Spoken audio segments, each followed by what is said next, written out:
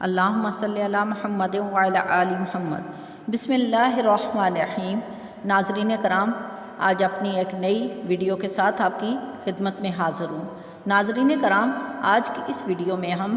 حیا اور فضول باتوں کے بارے میں ڈسکس کریں گے کہ فضول باتوں کے نقصانات اور حیا کے فوائد کیا ہیں، فضول باتیں کرنے سے انسان کن بیماریوں میں مبتلا ہوتا ہے، اور زبان کی وجہ سے ہونے والے 6 گناہ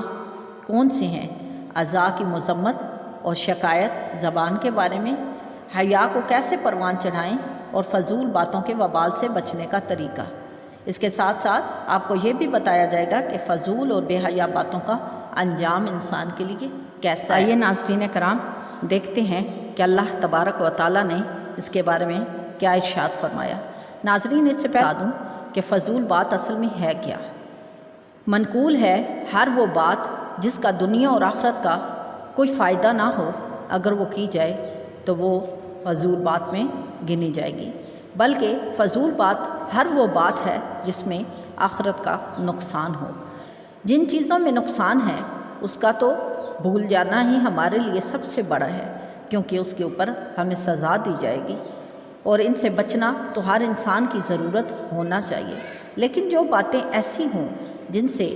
نہ نفع ہو نہ نقصان، تو وہ بھی در حقیقت نقصان ہی ہیں، کیونکہ جتنی دیر ایسی باتیں کی زبان ذکر سے محروم رہی تو ذکر کی محرومی مومن کا بہت بڑا نقصان ہوا۔ اس سے ثابت ہوا کہ فضول بات بھی نقصان ہے، کیونکہ علم سے دوری ہو جاتی ہے۔ تلاوت قرآن پاک سے انسان محروم ہو جاتا ہے، کیونکہ اس کا دھیان ادھر ادھر کی باتوں میں لگا ہوتا ہے۔ حقوق العباد ضائع ہو جاتے ہیں، روح کا سکون حاصل نہیں ہوتا، کیونکہ روح کا سکون اللہ کے ذکر میں ہے۔ پھر اس کے ساتھ ساتھ انسان آہستہ آہستہ گناہوں کی طرف راغب ہو جاتا ہے۔ ناظرین کرام، زیادہ بولنا ہنسنا انسان کے اندر برائی کی جڑ کو پیدا کرتا ہے۔ آپ صلی اللہ تعالیٰ علیہ وآلہ وسلم نے فرمایا، زبان کو مضبوطی سے پکڑے رکھو، کیونکہ یہ تمام برائیوں کی جڑ ہے۔ اور جب صبح ہوتی ہے ناظرین کرام، تو تمام اعضاء زبان کے سامنے التجا کرتے ہیں کہ ہمارے معاملے میں اللہ سے ڈر، کیونکہ جب تو سیدھی رہتی ہے تو ہم بھی سیدھے چلتے ہیں، اور جب تو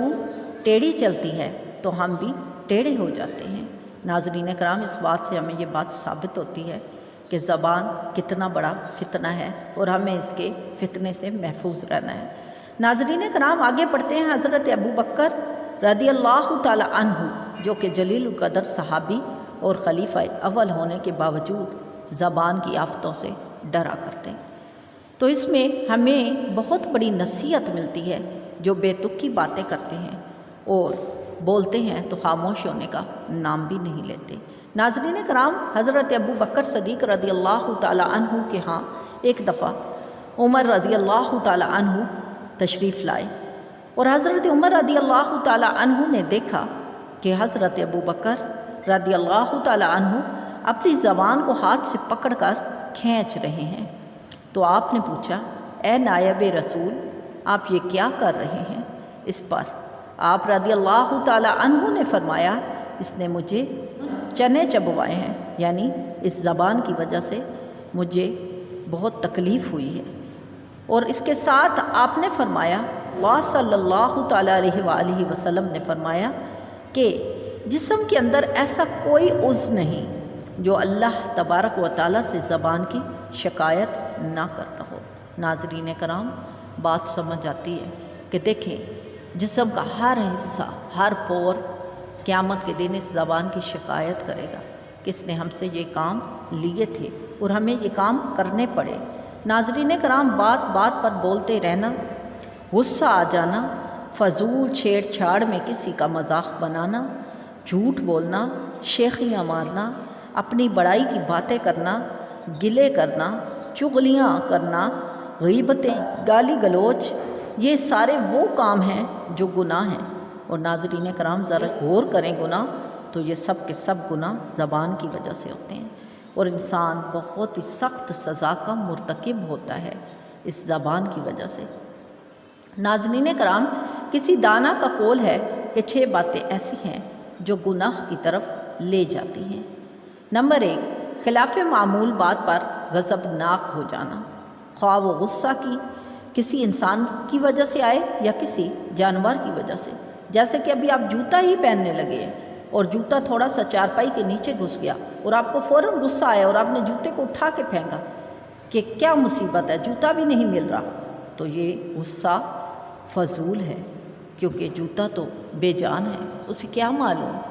کہ اس نے کیا کرنا ہے، وہ ہمارے اشارے کا محتاج ہے، ہم نے اسے ہاتھ لگانا ہے تو وہ حرکت کرے گا۔ تو ناظرین کرام، یہ اس طرح غصہ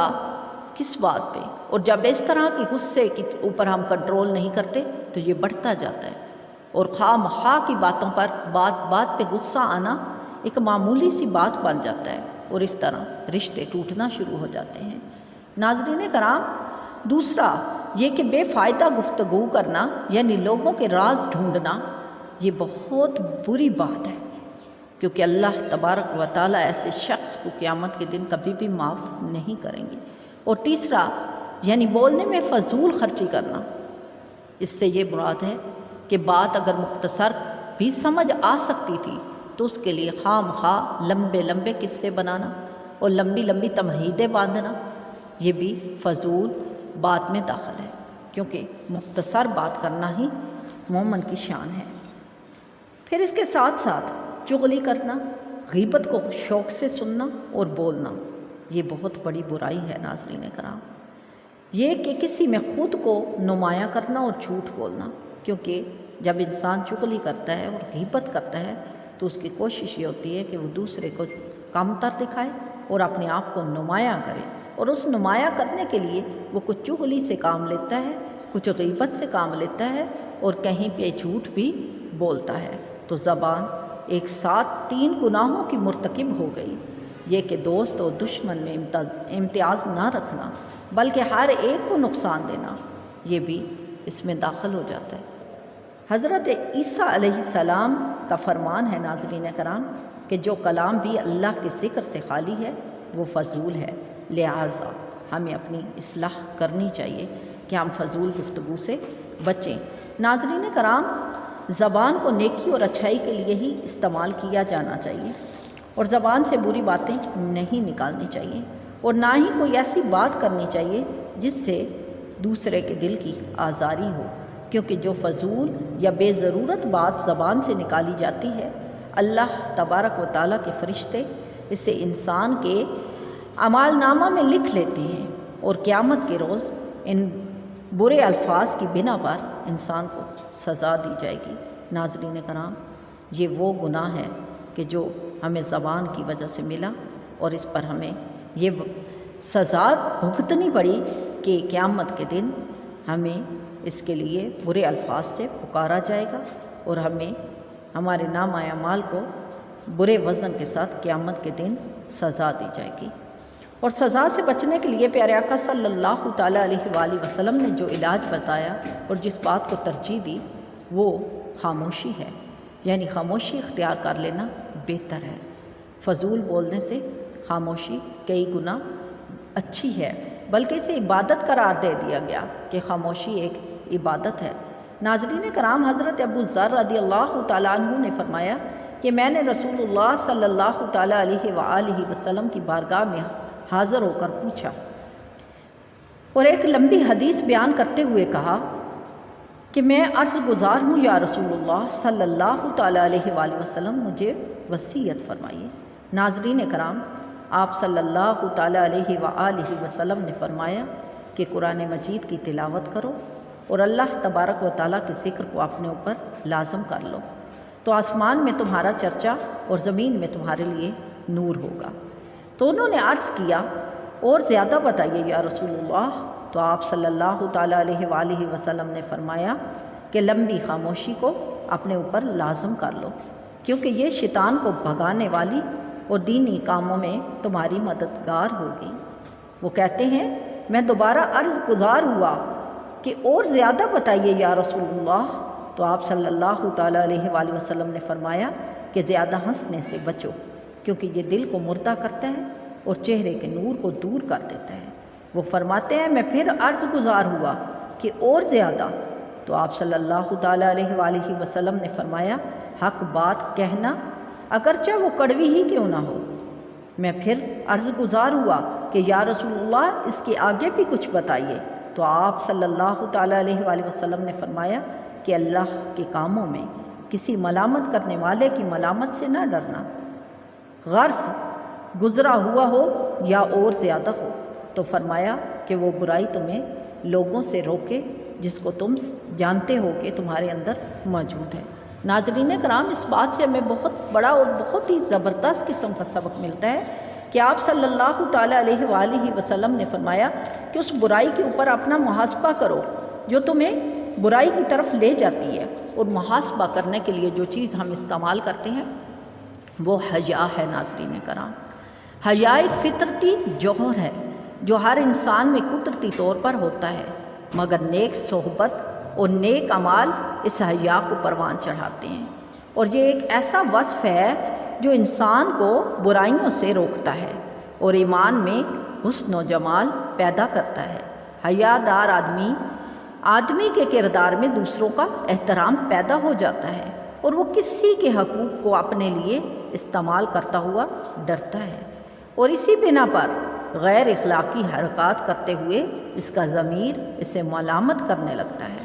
اور اس حیا کے وصف کی بنا پر وہ ہر قسم کی برائی اور غیر اخلاقی حرکات سے بچ جاتا ہے۔ اس لیے یہ ایک ایسی خوبی ہے جو انسان کو فضائل کے زیور سے آراستہ کرتی ہے، خصوصاً ہم عورتوں کے لیے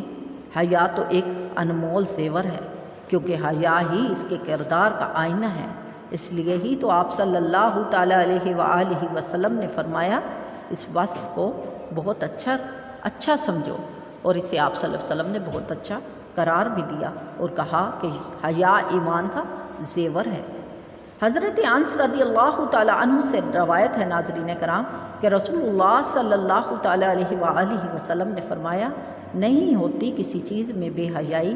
مگر یہ کہ اسے داغدار کر دیتی ہے، اور نہیں ہوتی کسی چیز میں حیا مگر یہ کہ اسے زینت بخش دیتی ہے۔ ناظرین کرام، بے حیائی ہمارے جسموں کو داغدار کرتی ہے اور حیا ہمارے جسموں کی زینت ہوتی ہے۔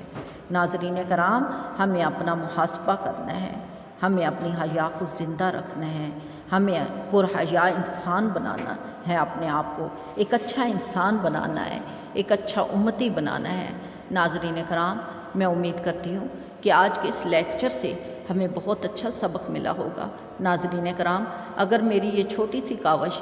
آپ کی زندگی بدلنے میں کام آئے تو مجھے اپنی دعاؤں میں ضرور یاد رکھیے گا کہ اللہ تبارک و تعالیٰ آپ کی اور ہم سب مسلمانوں کی مغفرت عطا فرمائے۔ صلی اللہ تعالیٰ علی خیر خلق محمد و آلہ و صحبہ اجمعین برحمتک یا ارحم الراحمین۔